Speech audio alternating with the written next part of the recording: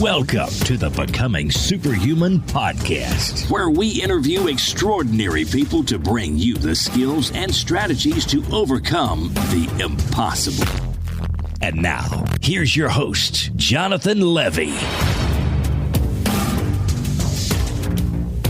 Greetings, super friends, and welcome to the Becoming Superhuman podcast, where it's my great pleasure to talk to and deconstruct the world's top performers and figure it out how they learn, and what it is that makes them so effective at whatever it is they do. Before we get started, I want to read you guys a fantastic review that was left for us by A. Reyes of the United States of America, who says that this episode, the Vivian Ming episode, was both fascinating and interesting. The only fault is that it lasted under an hour. He goes on to say that he wishes it was longer, or it would be even nicer to have another podcast with Miss Vivian Ming. Great job to you both, just great. Thank you so much for that review. We really do appreciate it, and I can't tell you how much it helps us get the top guests, which leads me into today's episode. Because today, you guys, we have a very special treat for you. It's actually the second time in the history of the show that we are graced by the presence of a certified Grandmaster of Memory. Now, today's guest was actually one of the first people in the world to earn that distinction way back in 1995. You guys, for over 15 years, he's worked as a memory trainer and coach. He's worked with students of all ages, and he's also authored 3 books entitled How to Remember Anything, Improve Your Memory, and more recently, the Memory Workbook. In this episode, we are going to dive deep into memory improvement, accelerated learning, how you can be better at habits, how you can improve your physical performance, and so much more. Now, I want to let you guys know that if you enjoy this episode, you should know that there is a longer, uncut version with the full video recording of the interview and about 30% more content that goes in depth into the actual techniques, how they work, and how to apply them.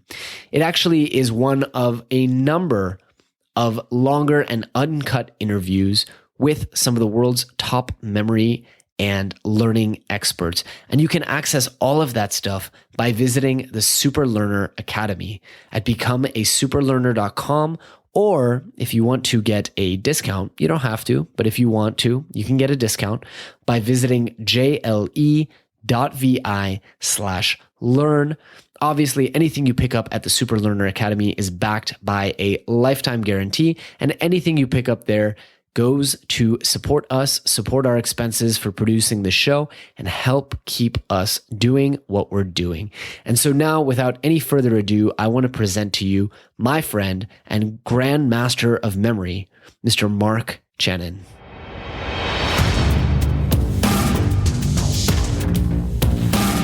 Mark, welcome. I'm so excited to have you here today. I really appreciate you making the time. I know you are a very busy man. Yeah, it's great to be here, Jonathan. Really looking forward to this. Yeah, it's incredible. You know, we got connected by a good friend of mine who's actually also a student. And he was like, hey, you must know about Mark Channon. I was like, yeah, I've heard of him. Why? He's like, well, I met him and you got to meet this guy. So I know we have a lot of mutual friends in the memory community. So I'm really excited to put a face to the name. Brilliant. Yeah, you too. Obviously, I know about you as well. That's fantastic. For a number of years. That's fantastic. If you know about me, if a memory grandmaster knows about me, then I'm doing something right. Yeah. So Mark, for those who don't know you and haven't had the privilege of being introduced to you, tell us a little bit about yourself. I know you were actually one of the first people ever to earn the title of Grandmaster. So really, you're an early adopter in the memory games. How did you get into this whole world of mnemonics? Well, it was by chance, actually. It was a bit of a fluke. I was actually an actor. I was a professional actor. This was back in the early 90s. It must have been about 1993. And it was a good friend of mine. I was sharing a flat with him. His name was Steve Rogers, not Captain America. And he's a filmmaker. I remember him running into the room one day, literally running, going, Mark, do this. And I was like, all right, what? And he said, remember these 20 items. And I did about 6 or 7. They weren't in sequence, but, I remember doing 6 or 7. And then he said, now try this. And he showed me this memory palace. Now, I didn't know what that was. I'd never experienced anything like that before. And so I did 20 forwards and backwards. He said, what's number 15? I picked it out. And I was like, wow, this is like some weird voodoo. Kind of blew my mind completely. Yeah.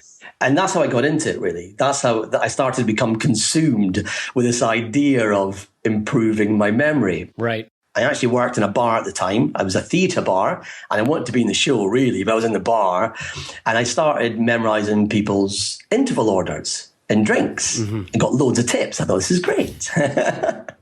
And then I ended up actually getting into the show a year later. And it was my agent called me up one day and she went, Mark, I know you do some weird stuff. All right, okay. What does that mean? And she went, I've got a friend and he's looking for ideas for a game show. You got anything in mind? Now, I was an actor, so I don't know how many actors you know, but as an actor, you never say no. Never. So, you never say no. People go, can you ride a horse? You go, yes, of course I can. Yeah, it's like, yes. Anyway, so I said, give me half an hour. I wrote this game show. I didn't have a computer. It was all on a piece of paper with my pencil, sent it off. Long story short, we did the game show. It was like, went out to 8 million people. It was called Monkhouse's Memory Masters. And it ended up airing in 1995. And it just so happened that was the time that I met Tony Bazan, and he was like, you have to come and compete. And Dominic O'Brien was there, and like, you got to compete. And I was like, I guess I was the new kid on the block. And I was like, all right. I didn't know what was in store for me. You had no idea, hey? So I just ended up competing in this crazy World Memory Championship. And it kind of that blew my mind as well. But I literally had 3 months to get ready for it. And I was also on national TV, so my profile was quite high, I guess. And I was doing all these talk shows, doing these crazy memorization stuff. So I had to get good really quickly to a much higher level than I was at, right, if I'm really honest. Right. I mean, short after that, you became a Grandmaster, which is, for those who don't know, really super hard. I mean, remind me what you need to be able to do to become a Grandmaster. Okay, so like I say, I was one of the first 8, and it was during that World Memory Championships. Right. So for me, it was memorizing the 732 digits in an hour. So the consecutive digits, and that back then awarded me that title of Grandmaster, plus the cards that I did as 6 packs of cards in an hour. And we did lots of other things, like poetry was one of my strongest events, really, being able to memorize words. I think being an actor, I was kind of used to doing that kind of stuff. With names and faces, various other things. So you compete in these 2 3D events. But back then it was the numbers and it was the cards, and it was being able to get to high level in those 1 hour events, which are real. If you've never done them before, you need a lot of stamina. Yeah. And it's not just mental, it's physically, you have to be in really good shape for it, which sounds weird when you say it, but you do. Right, absolutely. So I think a lot of listeners in this episode will be coming from, my classes where I do touch on the memory palace technique and stuff like that. But I'm curious because I get this question a lot as well. I'm sure you do.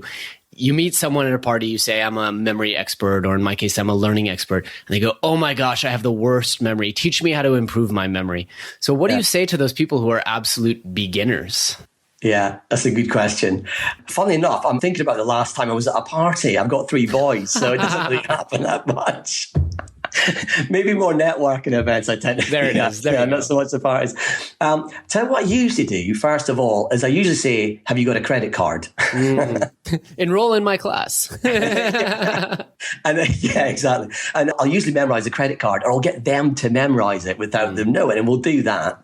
And so that will give them an experience first, and they kind of go, what? Then they realize I've also got the credit card, which freaks them out a little bit. But then I'll usually explain to them, so I guess I've got a model that I kind of work to. It's all built off the art of memory, etc., which, most people who have done memory techniques, they're very familiar with it. The model that I use, or the framework, I call it creative memorization. And there's nothing new there, but it does bring together 4 elements, which I think are really important when you want to not just remember, but also learn and really get something into your body. And so the first element is that state of flow. So being able to focus, be completely present. Yes. And I think because of my background as an actor as well, that was something you just had to be able to do. So I've had quite a lot of experience in just getting to that state. And the second thing, which will be familiar to a lot of people, is your ability to use your imagination to bring experiences to life. Now, a lot of that will be visual, but actually, I guess where I come from, which is maybe a little bit different from maybe some other people that teach, is I'm quite physical. I've always been much more kinesthetic and physical than visual. I had to work really hard to improve my own visual skills. I used to be a dancer as well, believe it or not. You wouldn't think so now. So that's imagination. And the third thing is obviously association, so that ability to connect. And imagination, association, those are just like well-known principles. And I guess the last one is really being able to bring meaning to what you're learning. That might be through metaphor, through analogy, but really, trying to make some connection about what does this actually mean? So flow, imagination, association, and meaning, I guess the core model. And so if I'm at a party after memorizing someone's credit cards and a few drinks, that usually blows their mind even more, to be fair. Right. Right. So when you demonstrate for them, you just walk them around the room and you say, all right, the first digit of your credit card is a 4. Let's picture over there. I mean, obviously they don't know, the major method or any of these techniques for transcribing. So do you go, let's picture an upside down chair sitting in that corner. And is that how you walk them through the room? Pretty much. They won't know how I know the number, but I'll just tell them that we'll create a language for numbers, and it's a picture language. Brilliant. And so they'll remember the pictures, and then I'll decode it for them. Brilliant. It's when they go, what? I love that. I also want to point out to our audience that the first thing you said was, I give them an experiential learning experience. It's not a lecture. And I think a lot of times I make the mistake of going, well, I dive into those 4 principles. You got to connect it. You got to focus. You got to make it personally relevant. You got to make it visual. And they're like, okay. And whereas your experience or I think the brilliant way that you're handling it is, how about you memorize your credit card and then we'll discover how you did it. We'll talk about why it worked for you with no training.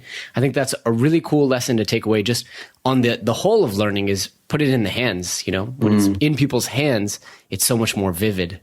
Yeah. Yeah, definitely. Cool. Very, very cool. Mark, let me ask, a lot of times when we do hear about feats of memory, it's names and faces, it's numbers and it's cards. I want to ask you, I mean, especially as an actor, as someone with a dancing background, what are some of the less common examples that your students have applied mnemonics to? What are some of the things that have challenged you? Someone says, hey, I need private coaching. I need to remember X. And you're like, all right, it's time to get creative. Let's see how we can make this work.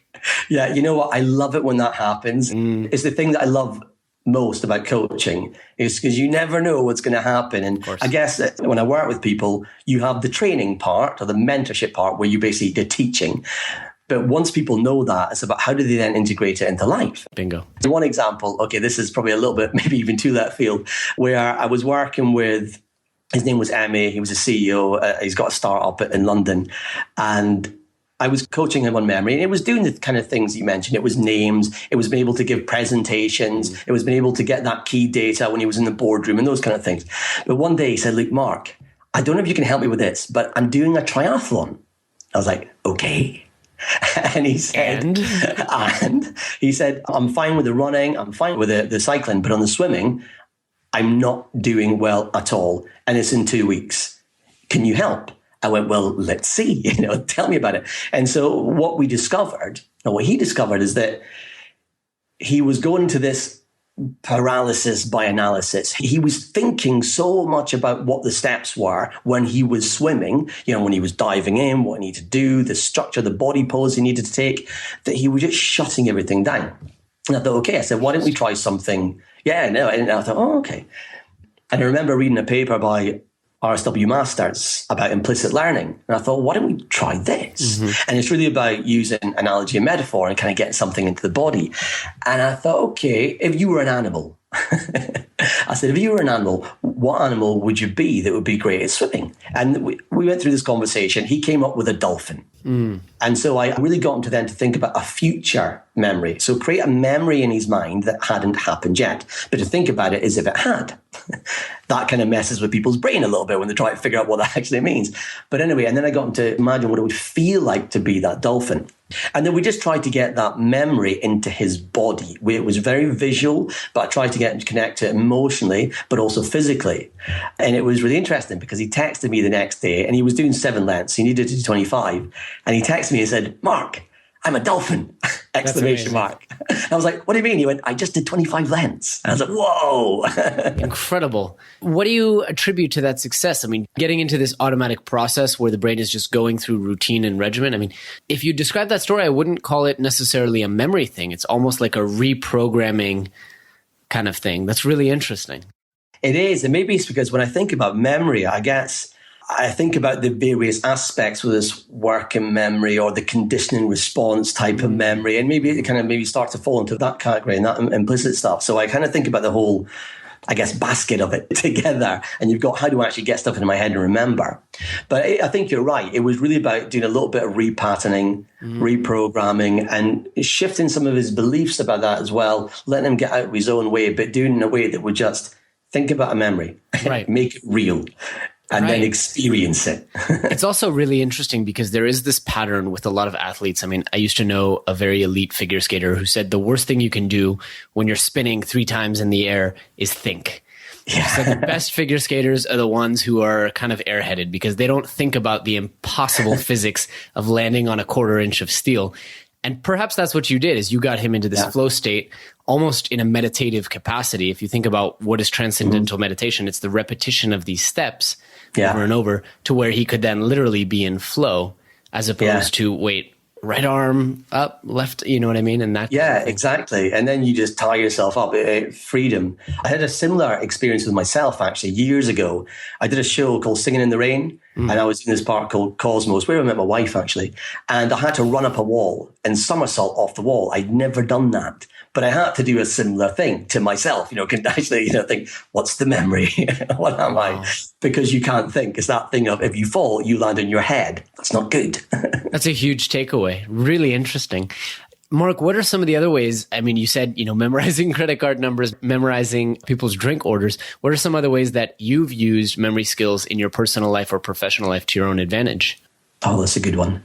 So I think I'd have to think back to the various careers that I've been in. So actor was one. I'm also a product guy, so I create digital products. I work with BBC, Microsoft, Telegraph, and I'm also a coach and a trainer, and I've done that for about 20 years. So I think in that context, for an actor, it was about auditions. It was about being able to rapidly get a script into your head. Now, how it works for actors is that you walk into an audition and you got 15 minutes and they hand you a script and they go, in 15 minutes, come in and read it. If you're off the book, you can just be in the moment and you can just act and interact. Likewise, sometimes they give you a big 2-page or like a whole scene the night before and go, get that into your head. Or if you're doing TV, etc. So that I always felt gave me a little bit of an edge. I was actually working with some actors earlier on in the week, about 50 actors, a place called the Actor Centre in London, going through this process. So that would be one, auditions for actors. But also if you're a speaker, if you do lots of talks, or if you've got some kind of fear of public speaking, that'd be something that I used a lot. Right. Although I do have to say, you have to be really careful with memorizing the talks, because I had this thinking in my head when I did a TEDx talk that, oh my God, it would be the worst thing if I paused and had to think in the middle of a talk about memory, that I used a memory palace for literally just about every word except the ands, ifs, buts, and does.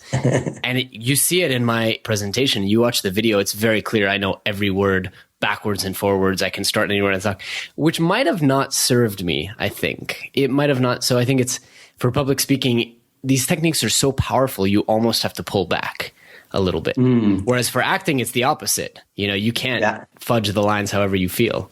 Yeah. Yeah, no, and it's true. I saw your talk, by the way. I loved it. I thought it was really great. Oh, thank you. So this is an interesting one, actually. I guess when I do a presentation, so I do this technique where I don't use a memory palace. I'll bring the images in front of me and they'll act as the cues, but I do a lot of improvising in the rehearsal process. And so what that gives me, I think, is a level of confidence that, you know what, I'm going to hit the things I need to hit. Right. But I'm also okay if I go off, which is maybe a little bit dangerous. I don't know, but I quite enjoy that feeling. Yeah, it definitely also connects you with the audience, which gives you this huge hit of dopamine, I guess, to be like, people are following my every word, as opposed to, I'm just going, I'm speaking a blue streak, which I think is a little bit of how I felt.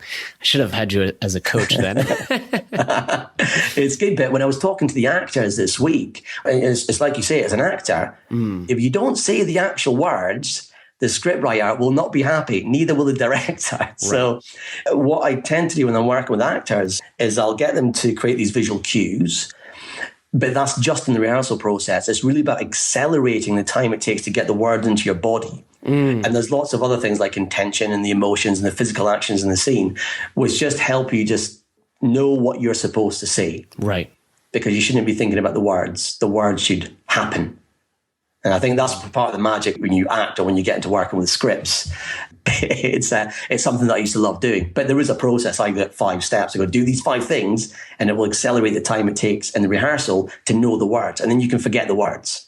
Wow. And just do the words. That's actually a really beautiful segue into, I wanted to ask you how you learn, because memory is one of the most important, if not the most important part of learning, but it's very clear. I mean, you've had multiple careers. You've learned how to be an effective coach.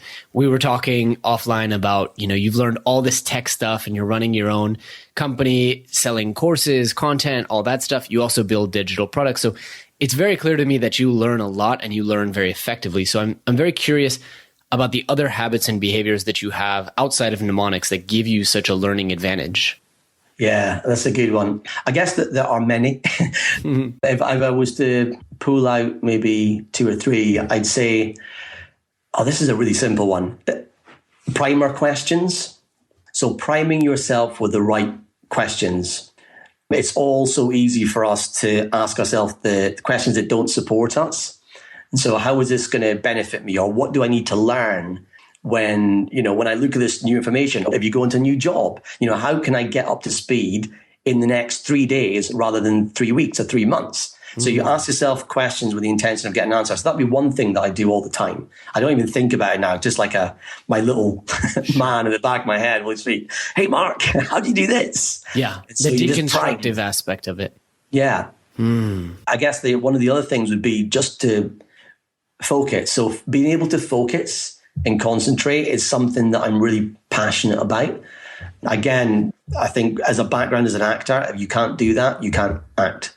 You just have to live in the moment. And as a coach as well, you just have to be really present.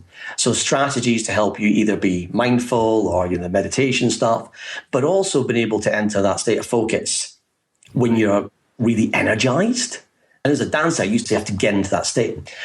I think that the other thing, I think we touched on it already, would be experimentation. Do the thing as quickly as you can. So test out what you're learning as soon as you can. Yes. If you're going to speed read a book, then go put it into practice straight away. Do something, even if you think it's not all there. Just go try something out. Go tell someone about it. Exactly. Explain it to someone. Apply the learning. Yeah. Absolutely.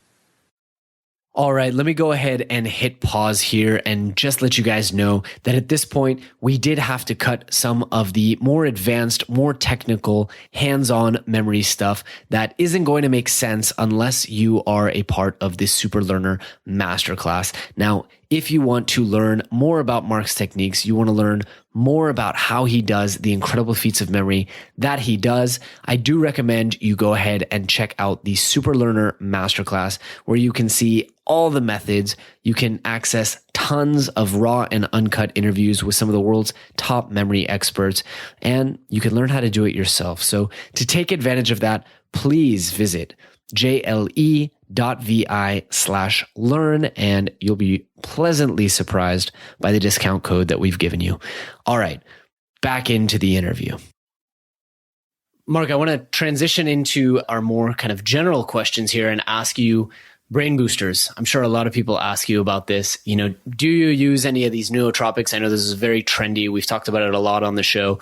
Do you use them? What are your thoughts on them? That whole deal. Yeah, that's a good question. So actually, I don't. If I'm honest, I don't tend to use them. I guess my approach to just, my health in general and how I keep myself sharp is what can I do to get enough oxygen into my body? So I'll do specific breathing exercises. I do Qigong. I do Pilates. I'll do things which give me structural support, partly because I had a back injury like many, many years ago. I'll do things that get lots of breath into my body. So I'll also look at the foods that I eat, and I'm not hugely strict, but I'll just think, what's water rich? What's got nutrients? Is it alive? Is it dead? Right. What's going to help me in that respect? I've also got one of those cold pressed juicers, which I love. and that's quite a quick way to get some real, a ton of nutrients in your body quite quickly. I love the green ones. Yeah. I love the ones my wife does, actually. My ones are not so tasty, but hers are good. I think the oxygen point is a good one. I've been messing around with Wim Hof's class. I don't know if you're familiar with him, but there's some pretty powerful stuff that your body and mind can do when you just overload with oxygen. It's a shockingly powerful drug, actually. Yeah, absolutely. Very cool. Yeah, I've got a little trampoline just behind me there. And I'm on that every morning, just a little rebounder, because it's a great way of getting oxygen into your body, but it heats you up. It's low impact. So exercise is obviously massive. Oxygen, water-rich foods, nutrients, and just exercise. So I tend to use that approach, and I meditate, and I do all those kind of things as well to try and keep my mind as sharp as possible. What's your meditation habit? Is it TM, Vipassana? It's funny, actually. I was chatting to my wife about this the other day. The first time I started doing something which was similar to meditation was hypnosis. And it was back when I was 15 years old. And I remember getting handed this book. I've still got it somewhere. It's back there. My first hypnosis book. And I was like, a 13-year-old kid. I was like, wow, this is great. I'm going to control minds, 13-year-old kid. And that kind of got me into it. But it was a great book by Shakti Gawain, Creative Visualization, early 90s. And so I started doing that kind of meditation.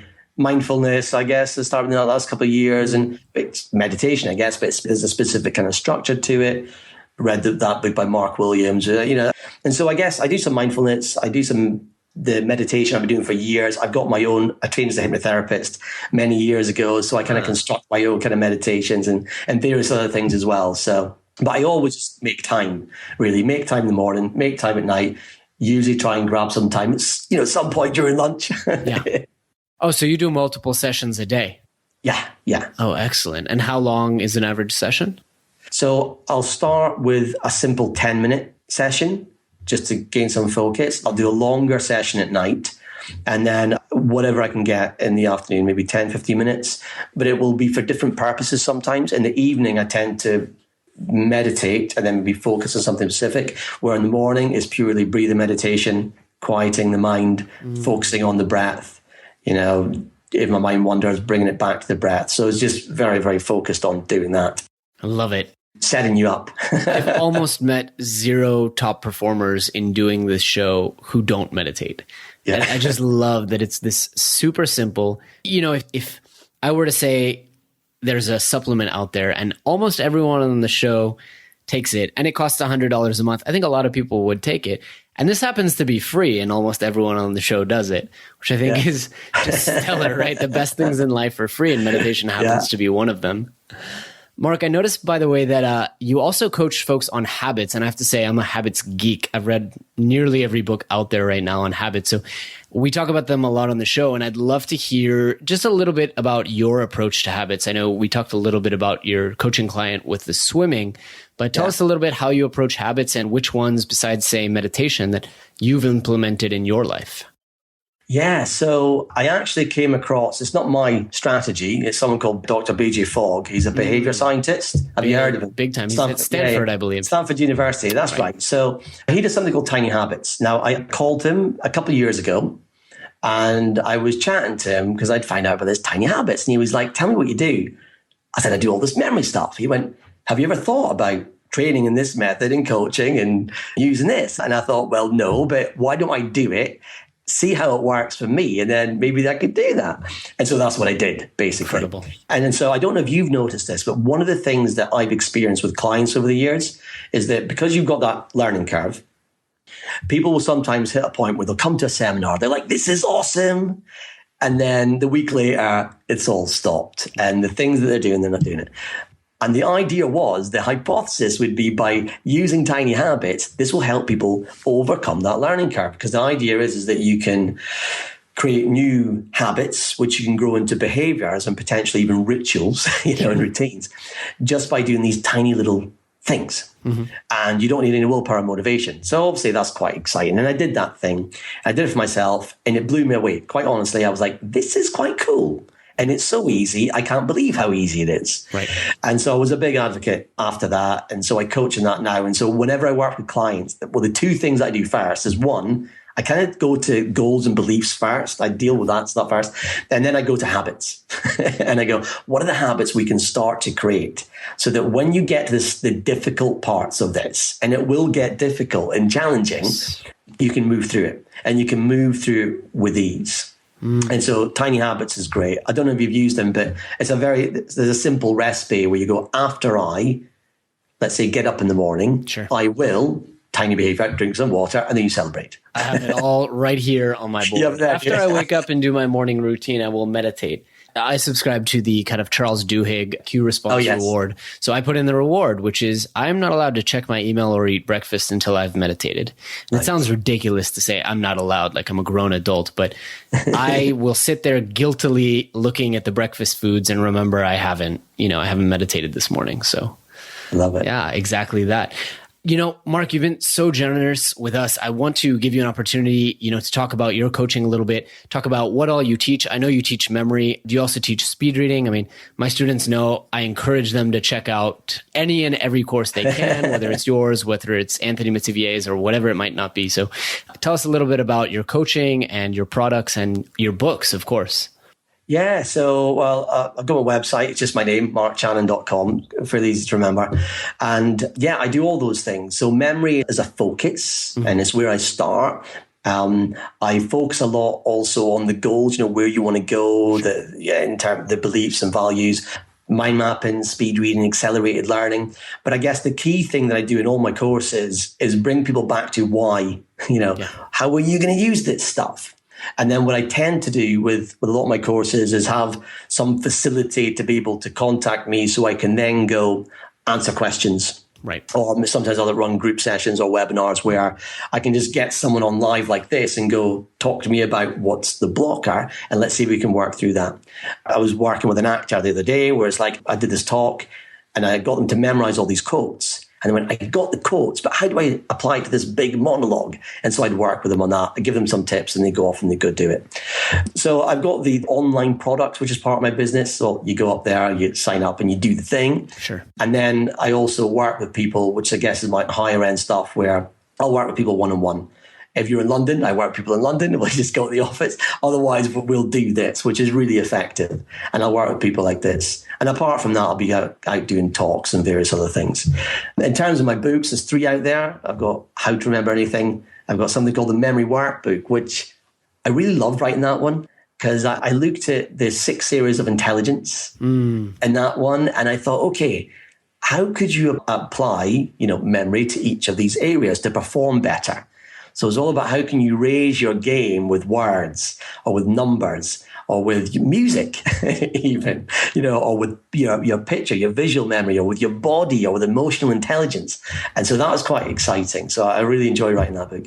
And I guess my latest book is called Improve Your Memory, Sharpen Your Focus. And that one, I go quite a lot into, some mindfulness strategies, a lot of focus strategies. And it kind of takes you on a journey where you go, this is how your memory works and you baseline. And then you learn the techniques, the strategies, and then you immerse yourself. And one thing I noticed when I first started, and I don't know if you'd ever experienced this, that I know that some of the people that I've worked with have, there wasn't enough examples. Yes. And I go, I'd read these books and they were great books. And there'd be 2 examples. And I go, how do I do this? Right. And so I wanted to write a book where I could give a ton of examples. Now, you don't have to do them all, but it gives you an option to go, I can get some of this stuff in my head. Right. And then the last part of that shows you how to bring it into your life. And I guess one of the other things I do, which I'm loving, I've just started, is Instagram. and I haven't been on Instagram, but I'm doing these daily brain training. It's little free things on Instagram. But the idea is you create a tiny habit around it. Cool. So you create a tiny habit. You goes, after I finish my breakfast, I will go check this on Instagram. And every day I'm putting up these, memorize these 9 things. But it's just a primer and it's a little habit. So that's great. What's the Instagram handle? I'm going to get on that. It's just mark.channon. Mark.channon. Yeah, but I'm quite enjoying that. And, and so I'll do about maybe 2 or 3 posts a day, but I'll always do a little brain training one where I go, here's a chain method, stick it in your head, see how fast you can do it. Incredible. I want to reiterate, one of the things I like about what you and I both teach is, I'm sure in your courses you talk about diverse sources. Don't just read it in a book, watch a TED Talk about it, check out a Wikipedia, talk to an expert about it. And that affords me to be able to tell my students or my podcast listeners, hey, you might think this is a quote unquote competing product, but it's not. Mark has a different way of explaining these age-old techniques. He's added stuff that I haven't thought of. I thought your dial-up explanation was really brilliant, and you can only benefit from learning these things repeatedly from multiple sources. So if people do want to check that out, by the way, what website should we send them to? What links? Yeah, so it's markchannon.com. So if you go to markchannon.com, everything's under that one umbrella. Perfect. And you can get to Instagram from there and the various other things as well. But all the courses live on that site. Perfect. Mark, I want to ask you our last question, which I always like to close on, is if people take away one lesson from this episode and they carry it with them for the rest of their lives, what would you hope that lesson would be? Oh, that is a great question, isn't it? It's a tough one. A killer question. I'd have to look back on my own approach to my life, I think, and I'd say, if you did one thing, it would be the idea of experiment. By experiment, what I really mean is, if you learn something, go do the thing, but be clear about what do you want out of it, because then you can measure it. Brilliant. So you do something and you can measure it, because then you'll get some feedback and then you can decide what to do next. So it's the idea of experimentation and just jump in. Yeah. Just the thing. Any motion creates motion. And I think it's also an element of, if you're going to do something, have a goal around it and make sure that goal is smart, specific, measurable, actionable, attainable, reasonable, and timely. Don't just say, I'm going to get better at learning Russian, or I'm going to speak better Russian, because that never happens. What gets measured gets done. Yeah. Brilliant. Mark Channon, it has been such a pleasure chatting with you. I'm so glad that we got connected. And, it took us a couple months there to really get on each other's calendars. But yeah, I know. It was well worth the wait, and I really do appreciate it. And for anyone listening in the audience, markchannon.com, CHANNON.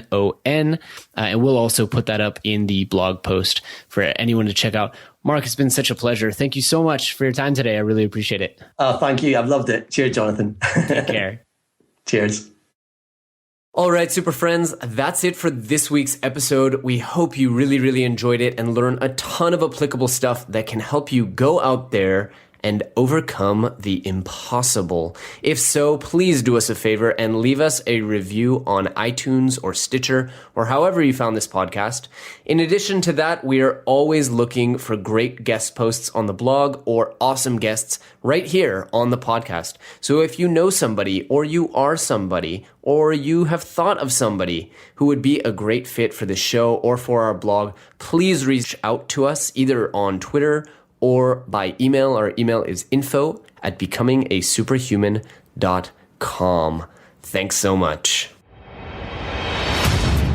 Thanks for tuning in to the Becoming Superhuman podcast. For more great skills and strategies, or for links to any of the resources mentioned in this episode, visit www.becomingasuperhuman.com/podcast. We'll see you next time.